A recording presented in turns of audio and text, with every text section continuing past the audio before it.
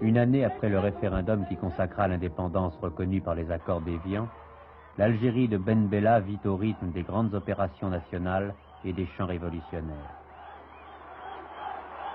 Que ce soit pour reboiser les montagnes ou couper les moissons, le processus est toujours le même. Les autorités appellent la foule des villes chaque dimanche à une immense kermesse socialiste où les frères du gouvernement, c'est ainsi qu'on appelle les ministres, ne sont pas les derniers à venir accomplir leur béat. L'enthousiasme est entretenu par les discours et les visites souvent décidées à la dernière minute que le président Ben Bella rend dans les villes et les villages de province. Le peuple accueille avec ferveur celui qui, après avoir triomphé de ses adversaires, représente aujourd'hui le pouvoir. Et le peuple lui répond encore quand il lui demande de donner volontairement son or, ses bijoux et ses économies pour un fonds national de solidarité. Arrachant les chevalières de ses ministres, Ben Bella s'écriera « Tout ce qui brille est incompatible avec la révolution ». Et le peuple, en 5 semaines, apportera plusieurs milliards d'anciens francs avant même de savoir comment cet argent allait être utilisé. Mais la réforme la plus profonde de l'Algérie de Ben Bella ne s'est pas produite sur les places publiques, mais derrière les rideaux fermés des magasins abandonnés par les Européens. En vertu d'une loi française toujours en vigueur, on a nationalisé les biens vacants, plus quelques domaines appartenant à de puissantes sociétés ou de très gros propriétaires. On les a donnés aux anciens employés ou ouvriers de ces magasins ou de ces usines. Alors, dans chaque magasin rouvert, dans chaque usine remise en marche, dans chaque ferme à nouveau exploitée, les ouvriers ont élu un comité de gestion qui dirige l'entreprise. Quelquefois, comme ici à Blida, les comités de gestion se sont fédérés au sein d'une coopérative ouvrière dont le conseil d'administration est présidé par M. Boudissa, un ancien militant syndicaliste. Dans votre coopérative, les ouvriers touchent un salaire, mais les profits ne sont pas redistribués aux ouvriers. Oui, pas pour l'instant. Pas pour l'instant parce que nous, le problème des profits, pour nous, nous avons des impératifs de développement économique qui font que nous allons réserver il y a une certaine répartition qui est déjà faite, mais nous entendons réserver un maximum de nos profits à l'investissement. Parce que ce qui nous intéresse avant tout, c'est la création de l'emploi. Il ne s'agit pas de répartir des bénéfices, mais il s'agit de donner du pain à ceux qui n'en ont pas. C'est ça qui nous intéresse. Pour l'instant, donc, tous les membres de votre coopérative se contentent de leur salaire. Oui. Les salaires vont de combien à combien à peu près? Les salaires sont selon les professions, entre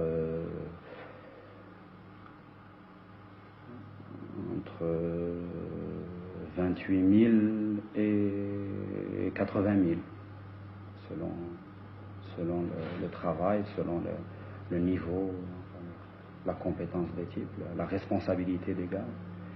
Et vous, combien gagnez-vous? Moi, je touche 65 000. Excusez-moi de ma discrétion, mais ça m'intéressait. Est-ce que vous n'êtes pas écrasé en tant que président de ce conseil d'administration sous le poids des responsabilités assez nouvelles pour vous quand même? Écrasé non, parce que nous on fait la guerre, quoi. Maintenant c'est la guerre qui continue pour nous. On fait la guerre au sous-développement, on fait la guerre à la misère, on fait la guerre à la maladie. Nous sommes dans notre élément. Vous pensez que vous en avez pour combien de temps à connaître de grandes difficultés? Une quinzaine d'années, quoi. Vous donnez 15 ans pour construire l'Algérie? Oui, 15-20 ans, quoi. Est-ce que vous attendiez à trouver l'héritage que vous avez trouvé lorsque vous avez pris les responsabilités dans le pays? Est-ce que vous pensez que ça aurait été plus facile ou plus difficile que ça n'est en réalité? Non, on s'attendait à de grosses difficultés parce que les problèmes d'édification sont toujours beaucoup plus difficiles que les problèmes de liquidation et du colonialisme, quoi. Une maison comme celle-là, quoi, avec 2 cartouches de chédit, on la liquide, mais pour la construire, il faut au moins 1 an, quoi. Alors, c'est le bon sens, quoi. Nous sommes des paysans élémentaires, quoi. C'est plus difficile, faire la guerre. Bien sûr, c'est toujours. Vous avez été en France, je crois. Oui, un petit peu, oui. Qu'est-ce que vous faisiez? Moi, j'ai travaillé, je travaillais, j'étais ouvrier chez Peugeot, Sochaux, quoi. Je travaillais un peu également à Paris, quoi, dans différentes boîtes, dans la région parisienne.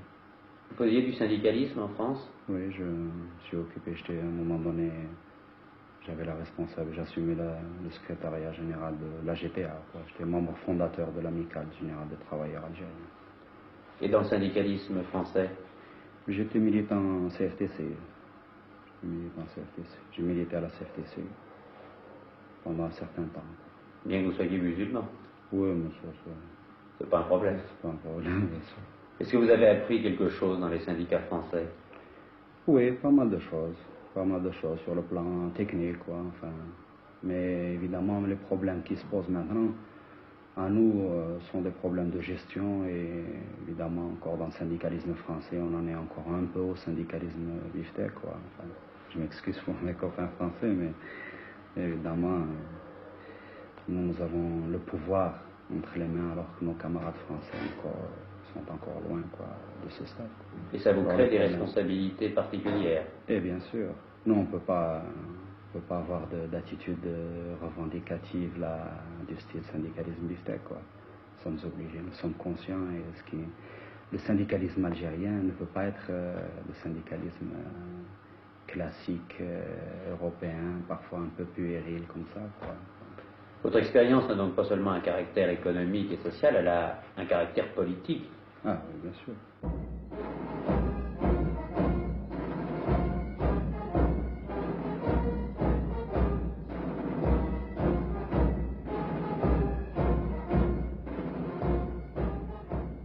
L'armée est la force la mieux organisée de l'Algérie indépendante. Son chef, le mystérieux colonel Boumedienne, soutient la politique du gouvernement de M. Ben Bella. Et M. Ben Bella appuie sans discuter toutes les initiatives des militaires, comme récemment l'enlèvement de Mohamed Boudiaf, adversaire politique de Ben Bella, dont il partagea la captivité 5 années durant, puisqu'ils avaient été arrêtés dans le même avion. Votre mari avait de mauvaises relations avec l'armée nationale algérienne? Je ne sais pas vous dire. Et comment avez-vous pensé tout de suite à un enlèvement? Il avait quelque chose à se reprocher? Non, il n'avait rien à se reprocher, pourquoi? Il se sentait menacé? Je ne sais pas que je sache, non. On l'a accusé, vous avez entendu M. Ben Bella à l'Assemblée, on l'a accusé, sans l'accuser, mais enfin par allusion en tout cas, on l'a accusé de faire partie d'un complot contre la sûreté de l'État. Non, je ne pense pas. Vous ne pensez pas ou vous ne croyez pas? Enfin, mon mari est un vieux militant, il est militant depuis 20 ans et je ne pense pas qu'il puisse compléter contre. Enfin, il n'aimait pas M. Ben Bella? Non. Et vous pensez que c'est pour des motifs purement politiques qu'il a été arrêté? Oui, certainement. Mais qu'en fait, il n'avait aucune activité révolutionnaire ou clandestine? Non.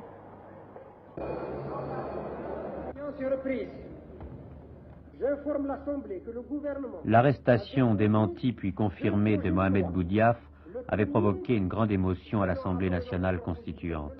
Pour la première fois, le président Ferhat Abbas, un autre opposant, dit-on, en tout cas le porte-parole de la bourgeoisie effarouché par le socialisme, le président Ferhat Abbas avait vu un député, M. Haït Ahmed, se dresser avec violence contre M. Ben Bella. M. Haït Ahmed, depuis ce jour, n'a pas reparu à l'Assemblée et après avoir reçu les envoyés spéciaux de 5 colonnes à la une, il a, dit-on, quitté Alger. M. Haït Ahmed, que se passe-t-il alors en Algérie? Bien, il se passe ceci, c'est que tout va mal. Pour que cela aille bien, il faut discuter. Discuter avec qui? Avec les véritables révolutionnaires. Boudiaf en est un. J'ai été en divergence politique avec lui, mais ce n'est pas une raison pour que je me sente le droit de l'éliminer de la vie politique. Il faut discuter, et c'est cela la démocratie.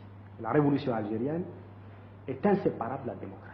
Où nous sommes pour la démocratie, je n'entends pas le formalisme bourgeois, où nous sommes pour une politique antisocialiste. Tout se tient en Algérie. À l'Assemblée, vous avez parlé, vous avez réclamé un grand débat sur tous ces problèmes. Vous avez été seul. La majorité des députés étaient pour l'ouverture d'un débat. Je les ai vus, j'ai fait un travail de couloir. Tous se plaignent de la situation, de la dégradation qu'il y a dans le pays. Au niveau des anciens résistants, au niveau du parti, au niveau de l'administration, l'autorité est usurpée à l'infini, il n'y a pas de contrôle. Eh bien, j'étais persuadé de leur soutien. Malheureusement, la conclusion est là, le résultat est là. Et je l'attribue au fait que les députés ont peur. Il y a un climat qui est très lourd, qui pèse sur eux. Et cela est absolument regrettable. Parce que, comme je l'ai dit, nous sommes responsables au même titre que l'exécutif. Nous ne pouvons pas dégager notre responsabilité, dire que le gouvernement a fait cela à notre insu. Nous sommes responsables. Davantage encore que l'exécutif. Parce que nous détenons la souveraineté. Alors, que souhaiteriez-vous? Vous souhaiteriez que le président Ben Bella s'en aille? Vous souhaiteriez que l'Assemblée soit changée, puisque vous semblez dire qu'elle est aux ordres? Ou vous souhaitez même une révolution? Jamais de révolution. Je vous dis, la bonne politique, c'est celle qui prendrait le contre-pied de ce qui a été fait à Tlemcen. Il n'y a qu'à faire le contraire de ce qui a été fait à Tlemcen. Qu'est-ce que c'est? Tlemcen, c'est la démagogie révolutionnaire. C'est la politique de clan, ce sont les alliances de hasard, et c'est la guerre civile. Il faut faire le contraire. Je suis contre la guerre civile. Je suis contre la politique de clan. Que Ben Bella fasse un gouvernement d'union nationale avec la révolution, avec les véritables révolutionnaires, je le soutiendrai. Ou qu'il s'en aille. Les gens chez nous parlent, ils disent ce qu'ils veulent, ils disent à l'Assemblée, ils disent dans la rue. Mais quand vous promenez un peu dans la rue, vous verrez que tout le monde n'est pas d'accord avec nous. Il est évident que ce problème existe, mais je pense qu'au bout de 10 mois de révolution, eh bien, de grands pas ont été faits. Les problèmes dont vous parlez, si je vous entends bien, sont surtout donc des problèmes économiques. Oui. Il existe d'autres problèmes. Je vais vous en parler franchement. Je crois deviner que vous voulez parler des problèmes politiques. Oui, d'autant, Monsieur le Président, que vous faites partir de 10 mois le début de la Révolution, alors que l'indépendance date de 1 an. Je suppose que 10 mois, c'est la date de votre arrivée à la tête du gouvernement. Pour moi, c'est cela, la Révolution. Ça a commencé, je m'excuse, c'est peut-être péché par modestie, mais ça commence à ce moment-là. Nous avons des problèmes. Ils sont le fait de gens qui sont mécontents des décisions qui ont été prises, lésés dans leurs intérêts, dans leurs privilèges. Ceux-là ne sont pas contents. Et le contraire eût été étonnant. Nous avons d'autres problèmes, des problèmes avec certains éléments politiques qui, devant les échéances qui se posent, notamment la Constitution, les nouvelles élections pour une nouvelle Assemblée constituante, craignent de perdre des sièges. Je vous dis très franchement, certains les perdront. Ils le savent, et bien, il s'agit un peu, ce n'est pas très dangereux. Voilà ce que j'avais à dire au sujet de ce problème. Oui, je me permets d'insister, si vous me permettez, Je vous voulez. insister. Il n'empêche que parmi ceux qui vous posent des problèmes politiques, ce qui étonne un peu les observateurs, c'est qu'il y a quand même plusieurs de vos anciens compagnons. On pouvait penser qu'ils auraient continué à marcher avec vous, ou vous auriez marché avec eux jusqu'au bout. Je vous répondrai pour commencer qu'il y a plusieurs de mes anciens compagnons, je précise, ils sont en liberté, n'est-ce pas? Il y en a un qui est arrêté. Il a été arrêté, Boudiaf, parce qu'il avait des agissements que j'estimais dangereux pour son pays. Je n'ai pas du tout l'intention de créer des potences à chaque coin de rue. Et nous n'avons pas la prétention de rallier les 12 millions d'Algériens qui, pourvu que, enfin, la grande majorité nous suive, c'est cela l'essentiel. Que le reste ne soit pas d'accord avec nous, et bien cela est tout à fait naturel. Il y a 1 an, certains prédisaient que l'Algérie indépendante allait être livrée au feu, au sang, au chaos. D'autres, au contraire, annonçaient l'avènement d'une république juste, fraternelle, égalitaire. Les uns et les autres se sont également trompés. Après 1 an d'indépendance, l'Algérie est toujours aussi déconcertante.